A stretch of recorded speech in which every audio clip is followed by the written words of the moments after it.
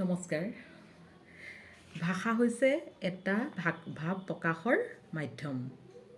এই ভাষাটোৱে আমি ভাষাৰ যোগেদি নিজৰ মাতৃভাষাৰ যোগেদি আমি বহুতখিনি কথাই শিকিব পাৰোঁ।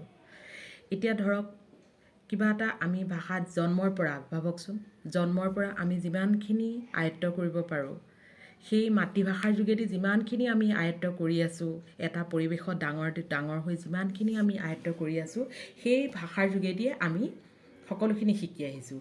সেয়ে সেই ভাষাটো জানিবলৈ হ'লে কেনেকৈ ভাষাটো প্ৰয়োগ কৰিব লাগিব, ব্যাকৰণখিনি জানিব লাগিব। প্ৰথমতে জানিব লাগিব ধ্বনিটো কেনেকৈ হয়, সেই ধ্বনিৰ উচ্চাৰণবিলাক কেনেকৈ হয়, আৰু লগতে ভাষা, ধ্বনি কাক কয়, শব্দ কাক কয়, বাক্য কাক কয়, সেইখিনিৰ বিষয়ে আমি জানিব পাৰিম।